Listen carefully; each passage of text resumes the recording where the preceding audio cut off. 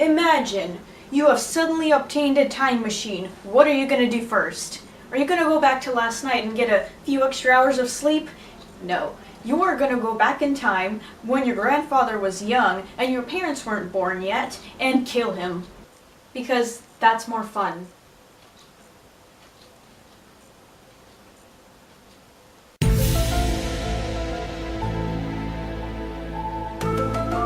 But here's the question, if you went back in time and killed your grandfather before he had any children, which would be one of your parents, that means your parents were never born, and you were never born, which means not only do you not exist now, if you don't exist, then who went back in time to kill your grandfather? Welcome to the grandfather paradox. This theory first appeared in a magazine called Amazing Stories, the first official science fiction magazine, around the time of 1930. No one really invented it or came up with it, but it was really more addressed for the first time in a book called Future Times 3 in 1944. And the book is by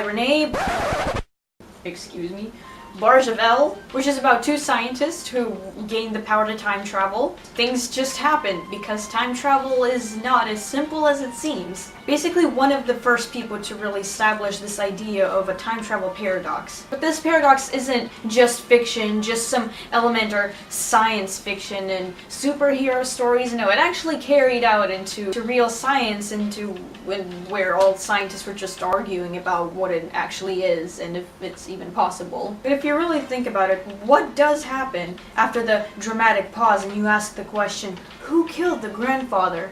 Well, your grandfather is dead, meaning that your parents were never born, and you were never born, which means that no one went back in time to kill him, which means that now he is alive. And then he had children, and then they had you, meaning that now you are alive and you are there to go back and kill him. So now you've got this really weird situation in which you have a loop that keeps repeating itself over and over again, in which your grandfather is just dead and alive at the same time, and it keeps going on and on. And that is an inconsistent causal loop, where there is a sequence of events that goes from 1, 2 to 3, and then back to 1 again, because 3 is actually the cause of 1, which is also called a closed time-like curve.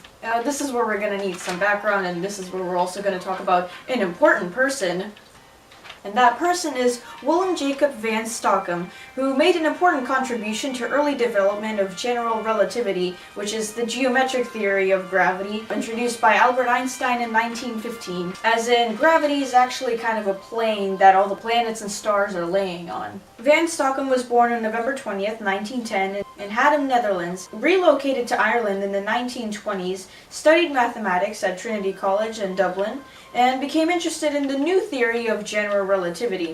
In 1937, he published a paper and found one of the first exact solutions to Einstein's field equation in general relativity, which was Van Stockum dust. And it was about gravity being generated by dust spinning around an axis of cylindrical symmetry, and he basically solved the equation for an infinite spinning cylinder that Einstein introduced years ago.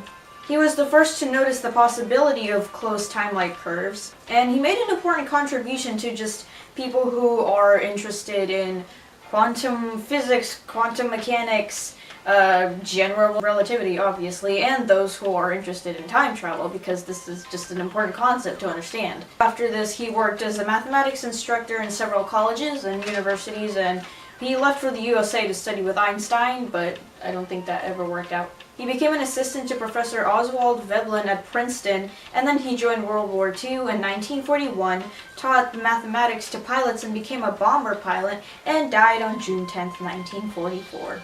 The main idea that the geometry of space-time is not normal. It's not a plane, it's not a straight line, it's not really something that we can even understand. It's more just one of those weird, tubes that are turned inside out, or one of those cubes that have lines going everywhere that don't make any sense. But it's important to understand that space-time is not simple. But then the 1980s was around the time that scientists realized that backwards time travel is not entirely impossible. Stephen Hawking believed that it was impossible, and he proposed the chronology protection conjecture, in which he said that the universe will do everything in its power to prevent a closed time-like curve because it will just create a disaster and it's just not possible at all.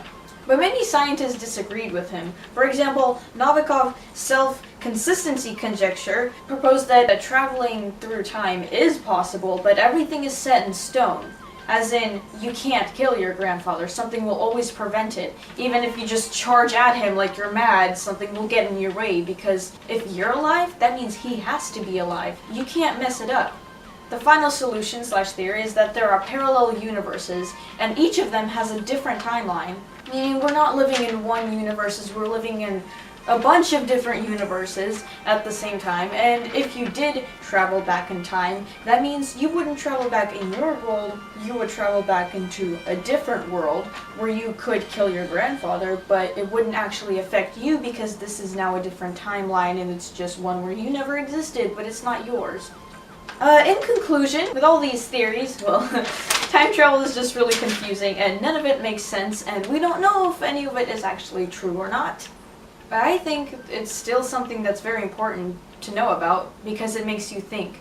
It makes you realize that you're not just living a simple life, you're actually living in something much bigger that you never really realized. You're not just walking in a straight line, wake up, eat, sleep, go to school, and it just keeps going on for the rest of your life. There's actually so many things that you just don't notice that you don't know about, and life is like an onion.